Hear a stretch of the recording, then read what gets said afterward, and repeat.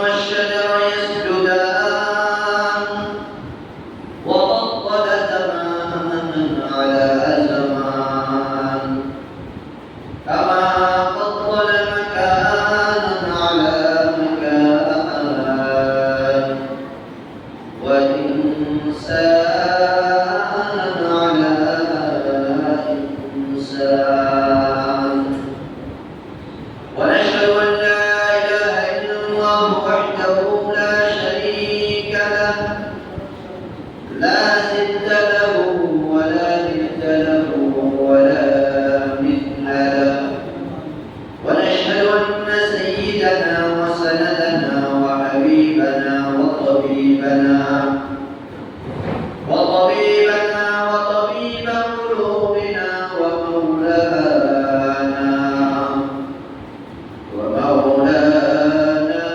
محمدا عبده ورسوله أرسله الله تعالى بالحق بشيرا ونذيرا وداعيا إلى الله بإذنه وسراجا منيرا أما بعد فأعوذ بالله من الشيطان الرجيم بسم الله الرحمن الرحيم واتل عليهم نبأ بني آدم بالحق إذ قربا قربانا فتقبل من أحدهما ولم تتقبل من الآخر وقال تعالى إني أرى في المنام أني أذبحك فانظر ماذا ترى قال يا أبت افعل ما تؤمر ستجدني إن شاء الله من الصابرين وقال رسول الله صلى الله عليه وسلم إنما الأعمال بالنيات أو كما قال النبي عليه الصلاة والسلام سبحانك لا علم لنا إلا ما علمتنا إنك أنت العليم الحكيم سبحانك لا علم لنا إلا ما علمتنا إنك أنت العليم الحكيم اللهم صل على محمد وعلى آل محمد كما صليت على إبراهيم وعلى آل إبراهيم إنك حميد مجيد اللهم بارك على محمد وعلى آل محمد كما باركت على إبراهيم وعلى آل إبراهيم إنك حميد مجيد الحمد لله মহান রব্বুল আলামিনের দরবারে অসংখ্য অগণিত শুকরিয়া যে মহান রব্বুল আলামিন আমাদেরকে প্রতি সপ্তাহের ন্যায় এই সপ্তাহেও আল্লাহ তাআলার বড় একটা হুকুম জুমার নামাজ আদায় করার জন্য আল্লাহর ঘর মসজিদ এবং আল্লাহ এবং আল্লাহর রাসূল সাল্লাল্লাহু আলাইহি ওয়াসাল্লামের হুকুম আহকামের কথা শোনার জন্য আল্লাহ রব্বুল আলামিন দুনিয়ার এই ফিতনার জামানার মধ্যে বিভিন্ন জাতি থেকে বিভিন্ন পেরেশানি থেকে পারে করে আল্লাহ রব্বুল আলামিন আমাদেরকে মসজিদ পর্যন্ত নিয়ে আসছেন এই জন্য প্রত্যেক আলিমের দরবারে দিল থেকে শুকর আদায় করি আলহামদুলিল্লাহ। সম্মানিত উপস্থিতি, আজকে জিলহজ মাসের আজকে 29 তারিখ, হয়তো হতে পারে আজকে জিলহজ মাস আজকে হয়তো শেষ হবে আর না হয় আরেকদিন কাল। তো আজকে জিলকদ মাসের 29 তারিখ, আজকে হয়তো জিলকদ মাস বিদায় নেবে, আগামীকাল জিলহজ মাস শুরু হবে হয়তো। তো জিলহজ মাসের ফজিলত সংক্রান্ত বলতে গেলে অনেক ফজিলত রয়েছে। আমরা এই বিষয়ে ফজিলতপূর্ণ কথাগুলো আমরা ইনশাআল্লাহ শেষে বলবো। এর আগে আমাদের বড় একটা হুকুম আমাদের সামনে উপস্থিত, সেটা হলো কোরবানি। কোরবানি এটার সূচনা প্রত্যেকে আসলে কোরবানি। কোরবানি কারা করবে, প্রত্যেকে আসলো, কেন করবো? সম্মানিত উপস্থিতি, কোরবানির সূচনা শুরু হয় হযরত আদম আলাইহিস সালামের জামানা থেকে। হযরত আদম আলাইহিস সালামের জামানায় হযরত আদম আলাইহিস সালামের জামানায় হযরত আদম আলাইহিস সালামের দুই সন্তান ছিলেন, হাবিল এবং কাবিল। এই হাবিল এবং কাবিলের ঘটনাকে কেন্দ্র করে আল্লাহ তাআলা কোরবানির সূচনা করেছেন। কি ঘটনা?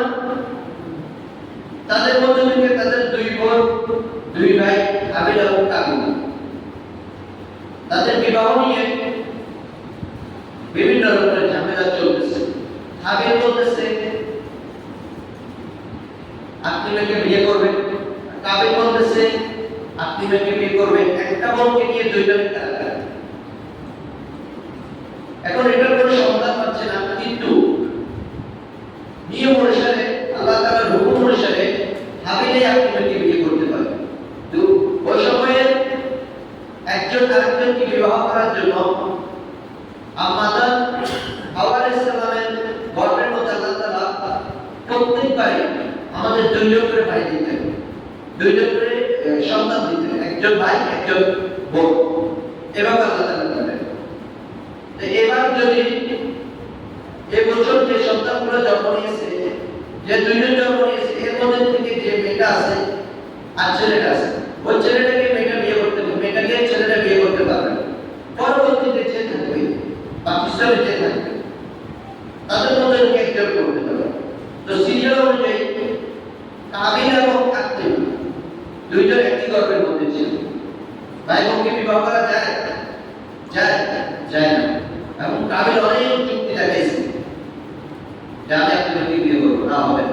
তো শেষ পর্যন্ত আদম আলাইহিস সালাম বলেছেন তোমরা কোরবানি করো, যার কোরবানি কবুল হবে তার সাথে আপনার বিয়ে হবে। তো শেষ পর্যন্ত কোরবানি করে আদম আলাইহিস সালাম চলে গেলেন মক্কা নগরীতে। এবারে দুই ভাই কোরবানি করে, তা হাবিলের কোরবানি আল্লাহ তাআলা কবুল করে নিলেন। আল্লাহ তাআলা কাবিলের কোরবানি কবুল করে নিলেন আর কাবিলেরটা কবুল করলেন। এখন কাবিল কি বলতেছে? আমি তো ওকে হত্যা করব। হাবিল বলতেছে আমি তো অপরাধ করি নাই, আমার কেন হত্যা করব? আমি তো আল্লাহর ফয়সালা অনুযায়ী, আমি আল্লাহর ফয়সালায় যেটা হয়েছে আমি এটার ভিতরে সন্তুষ্ট, তুমি আমার হত্যা করো। যাই হোক, লম্বা ঘটনা, আমরা ওইদিকে যাব না। তো এক পর্যায়ে হাবিলকে হত্যা করল, হাবিলকে হত্যা করলো কাবিল। এভাবে তাদের কোরবানির সূচনা হয়েছে হাবিল কাবিল থেকে। এর পরবর্তীতে আল্লাহ তাআলা এভাবে জামানা অতিবাহিত হইতে হইতে হইতে হইতে কোরবানির সূচনা আবার আমাদের পর্যন্ত আসছে কিসের মাধ্যমে? হযরত ইব্রাহিম আলাইহিস সালামের মাধ্যমে আমাদের পর্যন্ত কোরবানির সূচনা আসছে। আমরাও কোরবানি দিতাম, কিন্তু দিতাম কাকে? একজন ছেলে মেয়েকে আমরা কোরবানি করতাম, ছেলে সন্তানকে। মানুষকে মানুষ কোরবানি দিত। মানুষকে মানুষের কোরবানি দিতে গিয়ে এটাকে বন্ধ করার জন্য আল্লাহ তাআলা এখানে ইব্রাহিম আলাইহিস সালামকে বিভিন্ন রকমের পরীক্ষা করেছেন। ইব্রাহিম আলাইহিস সালামের জামানার শুরু থেকে ইব্রাহিম আলাইহিস সালামের নবুয়তের প্রাপ্তির পর থেকে আল্লাহ তাআলা ইব্রাহিম আলাইহিস সালামকে বিভিন্ন পরীক্ষা করেছেন। নমরুদের সাথেও এভাবে যুদ্ধের ঘোষণা, এভাবে নমরুদের সাথে অনেক রকমের ধর্ম নিয়ে আল্লাহ তাআলা তাকে অনেক পরীক্ষা করেছেন। যেটাকে আগুনে পর্যন্ত নিক্ষেপ করেছিলেন নমরুদ, ওখানে আল্লাহ তাআলা তাকে পরীক্ষা করেছেন। যাই হোক, উনি এভাবে পরীক্ষায় উত্তীর্ণ হইতে হইতে পরীক্ষার শেষ নেই। একটা কথা মাথায় রাখতে হবে, ইমানদারের পরীক্ষা বেশি। অনেকে আমরা মুসিবতে পড়ি, মুসিবতে পড়লে হয়রানি হওয়ার কিছু নেই, নিরাশ হওয়ার কিছু নেই। বুঝতে হবে আপনাকে আল্লাহ তাআলা পরীক্ষা করতেছে, ভালোবাসাটাই বেশি পরীক্ষা করে।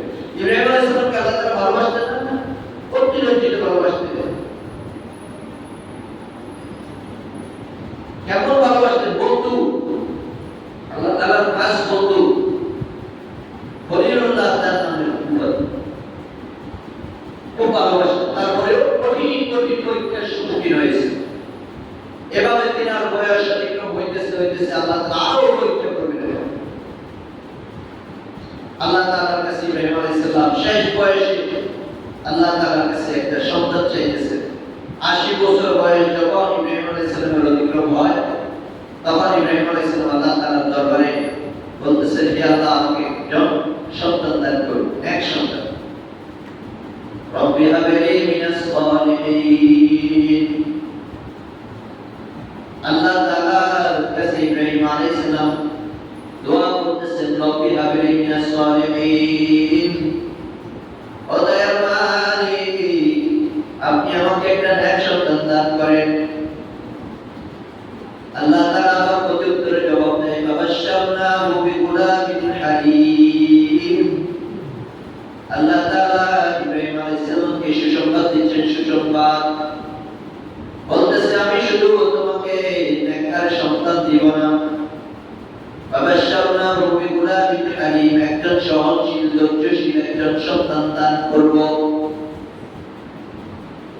এভাবে আল্লাহ তাআলা ইব্রাহিম আলাইহিস সালামকে বিভিন্ন ভাবে পরীক্ষা করলেন। পরীক্ষার মাধ্যমে উত্তীর্ণ হলেন।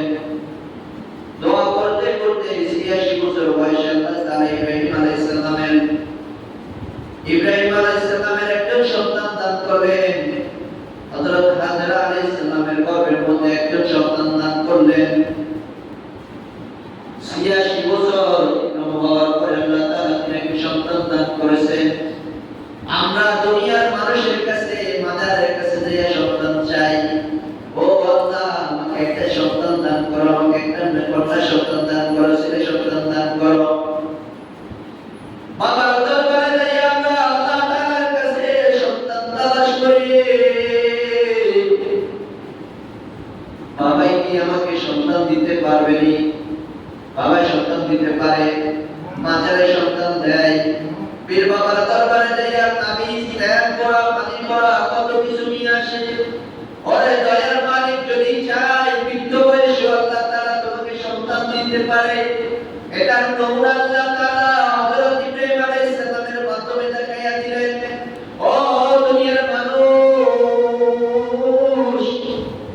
আমি যদি সন্তান দেওয়ার ইচ্ছা করি, 86 বছর বয়সেও আমি সন্তান দিতে পারি। কোন বাবার দরবারে যেতে হবে না, কোন মাদারে যেতে হবে না, কোন মাদারের পূজারি করতে হবে না। একমাত্র তুমি আমার দরবারে সেজদা দিয়ে আমার কাছে আমাকে তালাশ করে বলো, মালিক, আমার সন্তান দান করো, আমার সন্তান দরকার। মালিকের একবার ডাক দিয়া বলো, ডাক দিয়া বলতে বলতে মুখের ফেনা বাইর করো।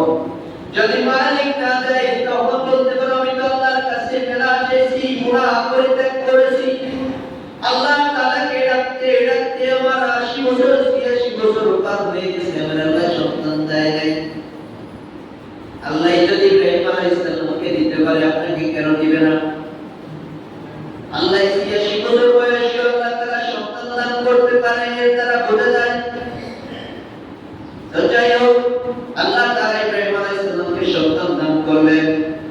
এরপরে আল্লাহ তাআলার হুকুম, আল্লাহ তাআলা ইব্রাহিম আলাইহিস সালামকে ডাক দিয়ে বলল, ও ইব্রাহিম, সন্তান জন্ম দিয়েছি, সন্তান দুনিয়াতে পাঠিয়েছি, সন্তান নিয়ে ভোগ বিলাসা করার জন্য নয়।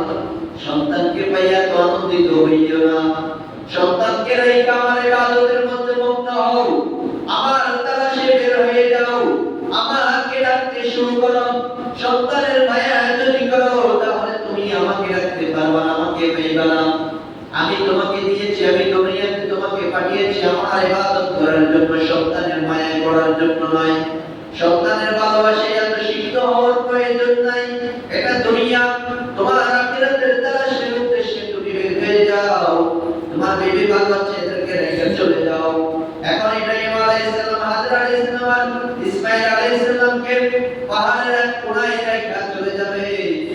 হযরত হাজরা আলাইহিস সালামকে বলতেছে আমাকে আল্লাহ তাআলা ডাকতেছেন তোমরা ছেলে মেয়ে মা দুইজন এখানে অবস্থান করো। তখন হাজরা আলাইহিস সালাম ডাকতে বলতেছে এটা কি আল্লাহ তাআলার হুকুম? বলতেছে হ্যাঁ এটা আল্লাহ তাআলারই হুকুম। হযরত হাজরা আলাইহিস সালাম ডাকতে বলে ও প্রাণের স্বামী যাওয়ার আগে আমাদেরকে খাবারের ব্যবস্থা করে দেন, আমাদেরকে থাকার ব্যবস্থা করে দেন, আমাদের আসবাবপত্রের ব্যবস্থা করে দেন।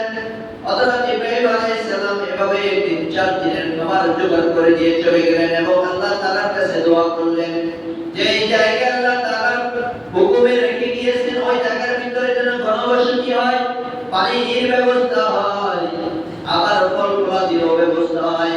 আল্লাহ তাআলার কাছে দোয়া করলেন। এভাবে এগুলা দোয়া করে তিনি চলে গেলেন।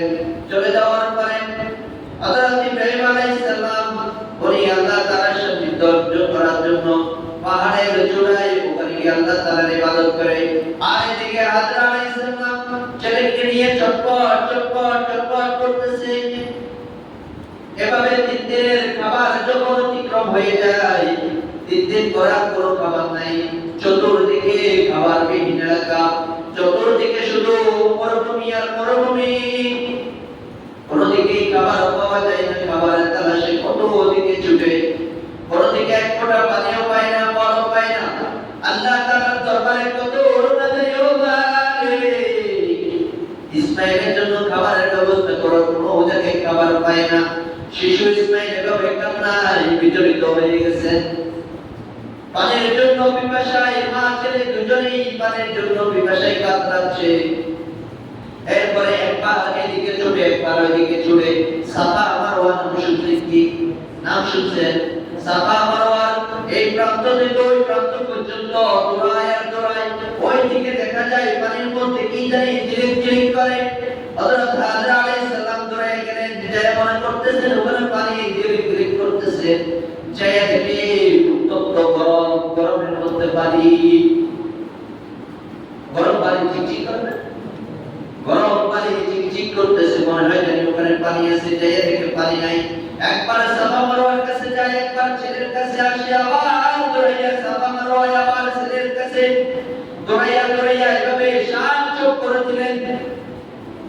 7 চক্কর দেওয়ার পরে আমার আল্লাহ জিবরিলকে ডাক দিয়া বলো ও জিবরিল এটাকে ইতিহাস করে রাখো, যেই হাজী ওয়াজ করতে আসবে এই সাফা মারওয়া 7 বার চক্কর দেওয়া পর্যন্ত তার কবুল হবে না। এভাবে চটপট চটপট করতেছে হাজরা আলাইহিস সালাম, এদিকে শিশু ইসমাইল কান্নায়। এক পর্যায়ে উপর থেকে আওয়াজ আসে, ও কি হয়েছে? হাজরা বলতেছে পানির অভাব। জিবরিল আলাইহিস সালাম আসে, পাকার মধ্যে একটা দানা দিয়ে এমন একটা বাতাস করে। বাতাস করার পরে হযরত ইসমাইল আলাইহিস সালামের পায়ের গোড়ালি থেকে পানি বাইর হয়। পানি উঠতে থাকে, পানি উঠতে থাকে। হযরত হাজরা আলাইহিস সালাম দৌড়াইয়া এসে এখান থেকে পানি নিলেন। পানি নেওয়ার পরে শিশু ইসমাইলকে খাওয়ালেন। শিশু ইসমাইলকে খাওয়ার পরে নিজেও খাইলেন। তৃপ্তি মতো পানি পান করার পরে চতুর্দিকে এটাকে ঘিরাও দিলেন, বাঁধ দিলেন, বাঁধ ছিলেন, বাঁধ দিলেন চতুর্দিকে। বাঁধ দেওয়ার পরে এরপরে এটার মধ্যে বলতেছেন জম জম থাম থাম। ওর এরপর এটার নাম হয়ে গেছে জমজম, পানি থামে গেছে। এখানেই সৃষ্টি হয়ে গেল জমজম কূপ। এখান থেকে প্রতি বছর লক্ষ লক্ষ কোটি কোটি হাজিরা পানি নিয়ে পান করতেছে, পিপাসা মিটায়। আজও এই জমজমের পানি কমেও না, বাড়েও না, ঠিক আগের জায়গায় আছে। যারা হজ করেছেন তারা বলতে পারবেন। এই পানি পান করলে তৃষ্ণা মিটে যায়, ক্ষুধা নিবারণ হয়ে যায়। রাসূল কারীম সাল্লাল্লাহু আলাইহি ওয়াসাল্লামকে প্রশ্ন করা হলো, ইয়া রাসূলুল্লাহ এই জমজমের দিক কোথায়, এটার তলদেশ কোথায়? রাসূল কারীম সাল্লাল্লাহু আলাইহি ওয়াসাল্লাম সাহাবায়ে কেরামদেরকে ডাক দিয়া বলে, ও আমার সাহাবারা, এই জমজমের সরাসরি মূল স্তম্ভ হলো হাউজে কাউসারের পানি। এই জমজমের পানি খাওয়া, হাউজে কাউসারের পানি খাওয়া সে আর সাথে আমাদের টাকা দিয়ে নদী দিক কোথায় কোথায় বঙ্গোপসাগরে না, ওখান থেকে তো এগুলা শাখা প্রশাখা বের হয়েছে। জমজমের দিক সরাসরি কোথায়? হাউজে কাউসারের মধ্যে। এভাবে এখানে গণবসতি হইল, অনেক মানুষ পানির জন্য আসতো, শর্ত দিল এখান থেকে যদি পানি দিতে হয় এখানে বসবাস করতে হবে। সবাই বসবাস করলো হাতিবে কাবার পাশে। আল্লাহ তাআলা ওই সাফা মারওয়ার পাশে একটা পাহাড়ের মধ্যে আল্লাহ তাআলা ফল বাগানের ব্যবস্থা করে দিয়েছেন। এভাবে সমুদ্রের ব্যবস্থা করে দিয়েছেন, পানির ব্যবস্থাও করে দিয়েছেন। কিছুদিন পরে ছেলে আস্তে আস্তে বড় হয়। ইব্রাহিম আলাইহিস সালাম তিনার কাজের মধ্যে লিপ্ত। একদিন হযরত ইব্রাহিম আলাইহিস সালাম স্বপ্ন দেখেন, ও ইব্রাহিম তোমার প্রাণের বস্তুটি কুরবানি করো। ইব্রাহিম আলাইহিস সালাম 100টি উট কুরবানি করলেন। পরের দিন আবার স্বপ্ন দেখলেন, ও ইব্রাহিম তুমি কুরবানি করো তোমার মনের যে শান্তির যে প্রাণের বস্তুটা, যেটা তোমার মহব্বতের বস্তু, যেটাকে তুমি ভালোবাসো, ওই বস্তুটা তুমি কুরবানি করো। আল্লাহ তাআলা তাকে ইশারা দিলেন। এরপর মনে মনে ভাবতেছেন আমার প্রাণের বস্তু কি? কিছুই তো নাই, একটাই বস্তু আছে, শুধু 86 বছর বয়সে একটা সন্তান দান করেছিলেন, তার নাম ইসমাঈল। ওই ইসমাঈল ছাড়া তো আমার মনের মতো আমার প্রাণের বস্তু তো আর কিছুই নাই। আল্লাহ তাআলা ইশারা করতেছেন ইসমাঈলকে জবাই করার জন্য, ইসমাঈলকে কুরবানি করার জন্য। এরপর আল্লাহ তাআলার হুকুমে একটা রশি, একটা পাথর, একটা ছুরি নিয়ে আল্লাহ তাআলার হুকুমে দৌড়াইলেন। দৌড়াইয়া গেলেন হযরত হাজরা আলাইহিস সালামের কাছে। যাইয়া ওখানে দেখতেছে অনেক সমাগম, অনেক গড়বাড়ি হয়ে গেছে, অনেক লোকে লোকান্বিত হয়ে গেছে। মাঠে ছেলেরা খেলতেছেন। ইব্রাহিম আলাইহিস সালাম ডাক দিয়া বলতেছেন তোমরা ছোট ইসমাঈলকে চিনোনি? বলতেছে চিনি। ও কোথায় থাকে? বলতেছে ওই যে কোণার একটা কুড়েঘর আছে, কুড়েঘরের মধ্যে ইব্রাহিম আর ইব্রাহিমের আম্মু বসবাস করে।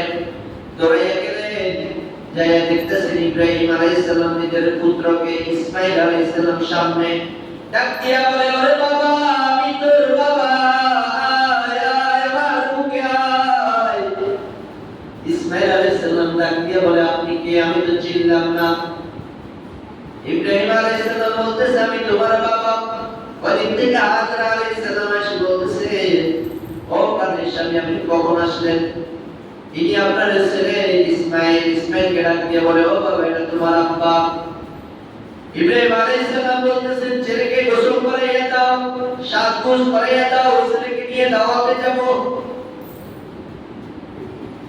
ছেলের বয়স যখন 12 থেকে 13 বছর হয়, হাঁটা চলা করার বয়স হয়, তখন হযরত হাজরা আলাইহিস সালামের আদেশে হাজরা আলাইহিস সালাম মনে করেছিলেন কোন মন্ত্রী মিনিস্টারের বাড়িতে যাইয়া হয়তো কোন খানা পিনার আয়োজন আছে, ওখানে যাবে। সুন্দর করে সাজগোজ করাইয়া দিলেন। এরপরে চলতে লাগলেন। এই দিক থেকে শয়তান আসি ইসমাঈলকে ধোঁকা দেয়, ও ইসমাঈল তুমি কোথায় যাও? তোমার তো তোমার আব্বা জবাই করার জন্য নিচে, জবাই করার জন্য। তখন ইসমাঈল আলাইহিস সালাম আব্বাকে ডাক দিয়ে বলে, ও আব্বা আপনি নাকি আমাকে জবাই করবেন? ইব্রাহিম আলাইহিস সালাম ডাক দিয়ে বলে, ও বাবা এটা শয়তান, পাথর মারো। 3 বার পাথর নিক্ষেপ করলেন। 3 বার পাথর নিক্ষেপ করার পরে শয়তান বিতাড়িত হয়ে গেল। আবার শয়তান চলে গেল হাজরা আলাইহিস সালামের কাছে। হাজরা আলাইহিস সালামকে বলতেছে, ও হাজরা তোমার ছেলেকে তো জবাই করার জন্য ইব্রাহিম নিয়ে যাচ্ছে। হাজরা আলাইহিস সালাম বলতেছে যদি আল্লাহ তাআলার হুকুম হয়ে থাকে তাহলে আমার কিছু করার নাই। এভাবে নিয়ে গেলেন। নিয়ে যাওয়ার পরে ছেলেকে যখন আরাফার ময়দানের মধ্যে নিয়ে গেলেন, ছেলেকে বললেন, ও বাবা এখন ছেলে বাবাকে প্রশ্ন করবে, পরীক্ষা করবে, ছেলের মনোভাব কেমন এটা দেখবে। আল্লাহ তাআলা ছেলেকে ডাক দিয়া বলতেছেন, ও বাবা আল্লাহ তাআলা আমার স্বপ্নের মধ্যে দেখাইছে আমি তোমারে জবাই করতেছি, কুরবানি করতেছি, তোমার মতামত কি? তোমার মতামত কি বলো? আল্লাহ তাআলা আমাকে স্বপ্নের মধ্যে দেখাইছে আমি তোমারে জবাই করতেছি।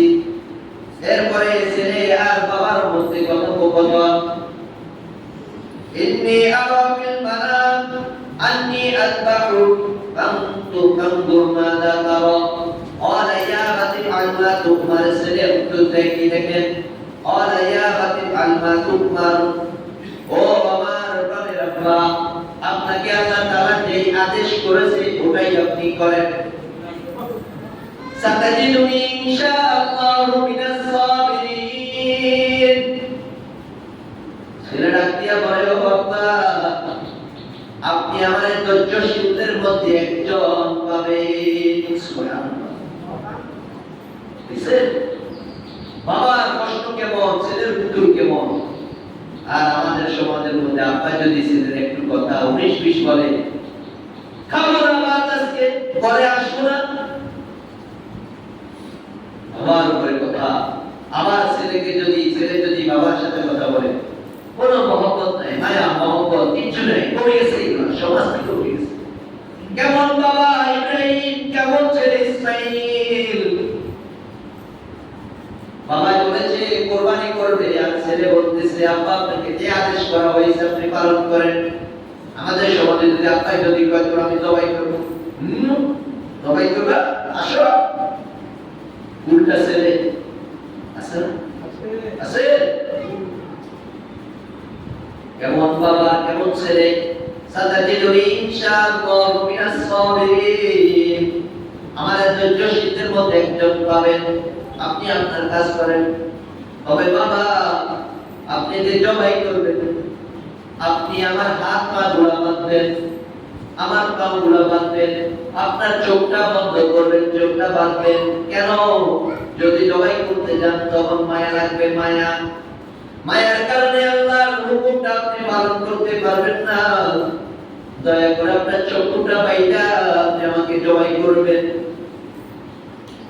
ইসমাঈল আলাইহিস সালাম ডাক দিয়ে বলে ও আমার আব্বা আপনি কেন এই কথাটা আগে বললেন না আগে বললে আমি আমার মা থেকে বিদায় নিয়ে আসতাম আমার মা তো কষ্ট পাবে আমার মা কত কান্নাকাটি করবে আমার মাকে বকাঝকা করবেন না আমার মাকে বকা দিবেন না আমার মাকে গালাগালি করবেন না আপনি আপনার কাজ শুরু করে দেন এদিকে ইব্রাহিম আলাইহিস সালাম ইসমাঈল আলাইহিস সালামকে বাঁধলেন ইব্রাহিম আলাইহিস সালাম ইসমাঈল আলাইহিস সালামকে বেঁধে শোয়ানোর পরে হযরত ইব্রাহিম আলাইহিস সালাম আল্লাহ তাআলার হুকুম ছুরি চালাইবে এখন ছুরি চালানো আরম্ভ করবে ছুরি চালাইলো জবাই হইল না আবার চেষ্টা করে হচ্ছে না কেন হচ্ছে না এবার ইব্রাহিম আলাইহিস সালাম জবাই হয়ে গেছে মনে করে উঠলেন চোখ খুলে দেখেন জবাই হয় নাই তখন ইসমাঈল আলাইহিস সালামকে ডাক দিয়া বলে ওরে বাবা আল্লাহ বলে আমার উপর নারাজ হয়ে গেছে রে বাবা আমি কয়েকবার চেষ্টা করলাম আমি তোর কুরবানি করতে পারতেছি আয় বাবা আরেকবার শোনো আমার আল্লাহ তাআলার হুকুমটা আদায় করি আরেকবার শুয়ে পড় আরেকবার সেলাই শেষ হয়ে গেছে কোনো বাধা নেই কোনো আপত্তি নাই ছেলে সেলাই শেষ হয়ে গেলেন শুয়ার পরে আল্লাহ তাআলার কাছে প্রতিজ্ঞা করেছেন এবার যতক্ষণ পর্যন্ত আপনার হাতের মধ্যে রক্ত না লাগবে এতক্ষণ পর্যন্ত ছুরি চালানো বন্ধ করব না এদিকে আল্লাহ তাআলা জিবরিলকে ডাক দিয়া বলে ওরে জিবরিল তুমি কোথায় আমার ইব্রাহিম তো আজকে ছুরি চালিয়ে ইসমাঈলকে শেষ করে দিবে ইসমাঈল তো সামনের নবী ইসমাঈলকে যদি জবাই করে সামনের পয়গম্বর কে হবে ইসমাঈলকে জবাই করা যাবে না জিবরিলকে ডাক দিয়ে বলে জান্নাত থেকে দুব্বা নিয়ে যাও তাড়াতাড়ি যাও ইব্রাহিম তো জবাই করে দিচ্ছে দৌড়াইয়া গেলেন ইব্রাহিম আলাইহিস সালাম ছুরি চালাবেন ইসমাঈলকে সরাইয়া দুব্বাটা বসাইয়া দিলেন আল্লাহু আকবার বলে জবাই করে দিলেন দুব্বাটা যখন হাতের মধ্যে রক্ত লাগলো তখন ইব্রাহিম আলাইহিস সালামের দিলের মধ্যে শান্তি লাগলো, মনে করলো যে ইসমাইল জবাই হয়েছে। চোখ খুলে দেখে ইসমাইল তো জবাই হয়নি, ইসমাইল এক সাইডে বসে আছে, একটা জবাই হয়েছে দুম্বা। ইব্রাহিম আলাইহিস সালাম আফসোস করতেছে, না মন খারাপ করে বলতেছে, না হায় রে আমার বুঝি কুরবানিটা বুঝি কবুল হলো না। আল্লাহ তাআলা ইব্রাহিম আলাইহিস সালামকে ডাক দিয়ে বলেন, ওয়ালাদাইনাহু আইয়া ইব্রাহিম قد صدقت الرؤيا إنا كذلك نجزي المحسنين। আল্লাহ তাআলা ইব্রাহিম আলাইহিস সালামকে ডাক দিয়ে বলে, ও ইব্রাহিম আর লাগবে না, তোমার স্বপ্নের মধ্যে তুমি যা দেখেছো তা তুমি বাস্তবায়ন করে দেখাইছো, আমারে আর দেখাইতে হবে না, আমি বুঝে গেছি তুমি পরীক্ষার মধ্যে পাস। ইব্রাহিম আলাইহিস সালামকে আল্লাহ তাআলা কত পরীক্ষার সম্মুখীন করে মৃত্যু বয়সে আল্লাহ তাআলা পরীক্ষা করলেন, এরপর বলতেছেন আপনি পাস হয়ে গেছেন। ও ইব্রাহিম আপনি তো এখান থেকে যাবেন, ইসমাইলকে তাড়াতাড়ি নিয়ে যান, আম্মার কাছে নিয়ে যান, আম্মাই টেনশন করতেছে, যাওয়ার সময় কি নিয়ে যাবেন?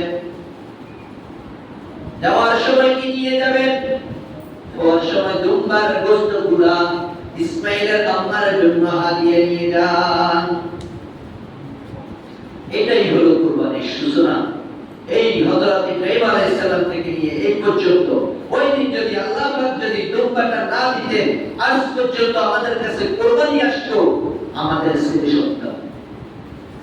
ওই দুম্বার কারণে আজকে আমরা এখন কুরবানি দিচ্ছি গরু, ছাগল, মহিষ, সেগুলা কথা একটু লম্বা, আলোচনাটা লম্বা, একটু ধৈর্য ধরবেন। অনেক পরীক্ষার পরে ইব্রাহিম আলাইহিস সালাম পাস করলেন। এভাবে আল্লাহ তাআলা মুমিন বান্দাদেরকে পরীক্ষা করবেন কিসের মাধ্যমে? কুরবানির মাধ্যমে। আল্লাহ তাআলা ডাক দিয়ে বলেন, লা ইয়ানালাল্লাহু লুহুমুহা ওয়ালা দিমাউহা ওয়ালাকিন ইয়ানালুহু তাকওয়া মিনকুম। আল্লাহ তাআলা দুনিয়ার মানুষদেরকে ডাক দিয়ে বলেন, ও দুনিয়ার মানুষ তোমরা কুরবানি করবা, তোমরা যে কুরবানি করবা, ইন্নামাল আমালু বিন্নিয়াত, তোমাদের নিয়ত সহি করে নাও। তোমাদের গরুর মাংস, হাড়, রক্ত কিছুই আমার কাছে পৌঁছায় না, আমার কাছে পৌঁছায় শুধু একমাত্র তোমার তাকওয়া। আমি ইব্রাহিম আলাইহিস সালামের ছেলেকে, আমি ইসমাইলকে কুরবানি চাই নাই, আমি ইব্রাহিমের তাকওয়া চাইছি। আমি ইব্রাহিমকে পরীক্ষা করেছি, আমি যদি তাকওয়া না চাইতাম ওই দিন ইসমাইল জবাই হয়ে যাইতো, আমি জান্নাত থেকে দুম্বা পাঠাইতাম না। দুম্বা পাঠাইয়া আমি ইসমাইলকে সরাইয়া দুনিয়ার মানুষদেরকে জানাইয়া দিলাম, আজকে থেকে মানুষ জাতিকে জবাই করা বন্ধ, আজকের পর থেকে পশু পাখি জবাই করা হবে। আল্লাহ তাআলা এটাই ঠিক করলেন, দুম্বা পাঠাইয়া আল্লাহ তাআলা বলতেছেন আজকে থেকে মানুষ জবাই শেষ। ও দুনিয়ার মুসলমান, আল্লাহর গোলাম, কুরবানি করবেন ইখলাস, নিয়ত শুদ্ধ করেন। ইন্নামাল আমালু বিন্নিয়াত, নিয়ত যতক্ষণ পর্যন্ত শুদ্ধ না হবে, কুরবানি দিবেন লাখ লাখ টাকা দিয়ে, কুরবানি সহি শুদ্ধ হবে না। কুরবানির গোশত তো খাবেন, আগে নিয়তটা ঠিক করেন। আল্লাহ তাআলার কাছে রক্ত মাংস কিছুই পৌঁছায় না, একমাত্র তাকওয়া নামাজি হয়ে যান। আল্লাহ তাআলার রাহমত হাসিল করেন। কুরবানির মাধ্যমে গোশত খাওয়ার কুরবানি দিবেন না। এত হাজার হাজার টাকা দিয়ে গরু কিনার পরেও এরপর আবার একটা গিফট কি গিফট হবে? সামনে রাখে দাও। ও দুনিয়ার মুসলমান, আল্লাহর গোলাম, এত টাকা দিয়ে কুরবানি দিবেন, এখানে আবার গিফট করার কি দরকার? সামরাটা এতিমের হক এতিমকে দিয়ে দিব, একজনকে দিব, সে যেন সামর্থ্যবান হতে পারে। সবচেয়ে উত্তম হলো মাদ্রাসায় দিয়ে দেওয়া। একটা চান্দা পাইছি, এটা মাদ্রাসায় সদকা করে দেন, মাদ্রাসায় সদকা করলে অনেক লাভ। এগুলো সারাদিন কোরআন করবে। এই কোরআন পড়ার দ্বারা আপনি কিয়ামত পর্যন্ত, এই ছেলে যদি হাফেজ হয়, এই ছেলে হাফেজ হওয়ার দ্বারাই আপনার কিয়ামত পর্যন্ত আপনার কবরের মধ্যে সওয়াব চাইতে থাকবে। সুবহানাল্লাহ, সুবহানাল্লাহ। এজন্য কুরবানি যেহেতু আসতেছে, আমরা একটু সচেতন, এগুলা নিয়ে বাড়াবাড়ি কারাকারি করবো না ইনশাআল্লাহ। দুই একটা মাসালা খেয়াল করেন, মাসালাগুলো সকলেই শোনার প্রয়োজন। কোরবানি কার উপর ওয়াজিব হয়েছে? গতকালকে আমাকে একজনের প্রশ্ন করছে, এই জন্য প্রশ্নগুলো বলতেছি, সময় নেই এই জন্য তারপরে আগে থেকে কমাসে দিচ্ছি, যেহেতু লম্বা আলোচনা এবং জরুরি একটা পয়েন্ট জোরাত করবেন। এক নম্বর দেখেন, কোরবানি ওয়াজিব হয়েছে আপনার ছেলের উপরে। আপনার কাছে নেশাব পরিমাণ মাল নাই, আপনার ছেলে বিদেশে থাকে, ওনার অ্যাকাউন্টে নেশাব পরিমাণ মাল আছে, টাকাও আছে, ৬০-৭০ হাজার টাকা আছে, ঠিক আছে, কিন্তু আপনি করবেন, আপনার কাছে একটা টাকাও নেই, আপনার নামে করে সম্পদ দেবে, নেশাব পরিমাণ মাল আপনার কাছে নাই, কিন্তু কোরবানিটা দেয় কার নামে? বাবার নামে। তো বাবার নামে কেন দেবে? বাবার নামে তো কোরবানি ওয়াজিব হয় না। আপনার নামে হচ্ছে, আপনার নামে আগে দেন, এরপরে বাবার নামে যদি দিতেই বলছে, আপনারটা দিয়া তারপরে কার নামে দিবেন? বাবার নামে দিবেন। কথা বুঝেন? আপনারটা দিবেন আগে, এরপরে বাবারটা দিবেন। যদি বাবার দেওয়ার সামর্থ্য থাকে, এখন আপনার উপর ওয়াজিব হয়েছে, বাবারটা আদায় করছেন, বাবারটা তো নকল হয়ে গেছে, বাবার উপর ওয়াজিব হয়নি, উনি আল্লাহর কাছে দোয়াও পাবেন না, কিন্তু আপনার উপর ওয়াজিব হয়েছে। এখন আপনি যদি আপনার নামে না দিয়ে আপনার আব্বার নামে দেন, আপনি তো গুনাহগার হচ্ছেন। কোরবানি দিচ্ছেন সওয়াবের উদ্দেশ্যে, বাবার নামে দিচ্ছেন, কিন্তু আপনি যে গুনাহগার হচ্ছেন। এগুলা খেয়াল রাখবেন। আরেকটা কথা বলবো, হারাম টাকা দিয়ে কেউ কোরবানি দিবেন বা কাউকে কেউ অংশীদার দিতে হবে, এটা আমার স্পষ্ট কথা। হারাম কি কি হতে পারে এগুলো আপনারা জানেন। হারামের বিষয়ে এখন দুনিয়াতে সবাই জানে, হারাম হালাল অন্তত অনেকে বুঝে, কিন্তু হারাম টাকা একটা টাকাও যেন অংশীদারের ভিতরে না, এটা খেয়াল রাখবেন, বুঝছেন? হারাম টাকা ঢুকাইয়া কোরবানি দিবেন, পুরো বল বেনামাজির সাথে কোরবানি দিবেন, শিক্ষা হওয়া দরকার। এরপরে আরেকটা আমল, আজকে 29 তারিখ, যারা আমরা কোরবানি দিব, আজকে আমরা যাদের চুল দাড়ি এবং নিচের পশম এগুলো কাটা দরকার, আমরা এগুলো আজকে কেটে নিব, আজকে কাটবো এবং জিলহজ মাসের 10 তারিখ কোরবানি দেওয়ার আগ পর্যন্ত আর কাটবো না। দাড়ি, মোষ, চুল, নখ, নাভির নিচের পশম যা যা কাটা দরকার আজকে কেটে নেবেন। আর যদি আজকে যদি নাও কাটেন তাহলে আর কাটবেন না, একবারে কখন কাটবেন? ঈদের দিন, কোরবানি দেওয়ার পরে। এগুলো কি হবে? আচ্ছা, সামনে যেহেতু এটা জিলহজ মাস, এই জিলহজ মাসে অনেক ফজিলত, এক একটা রোজা একটা বছরের গুনাহ মাফ করে। একটা বছর রোজা থাকলে যে সওয়াব, এই সওয়াব দেওয়া হবে এক একটা রোজার সওয়াব। সুবহানাল্লাহ বলবেন? সুবহানাল্লাহ। এত আছে? সুবহানাল্লাহ। একটা রোজা রাখলে এক বছরের রোজা রাখার সওয়াব। আর কারো যদি এই রোজাগুলো রাখতে যদি অসুবিধা হয়, রাখতে পারবেন, তাহলে 9 তারিখ আরাফার রোজাটা রাখবেন। এটা রাখলে কি হবে? এক বছর আগে এবং এক বছর পরে এই 2 বছরের গুনাহ আল্লাহ তাআলা মাফ করে দিবেন। সুবহানাল্লাহ। সুবহানাল্লাহ। এই 2 বছরের গুনাহ আল্লাহ তাআলা মাফ করে দিবেন। এখন হুজুর আপনি সামনে এক বছর গুনাহ করলেন, তাহলে মাফ করব কেন?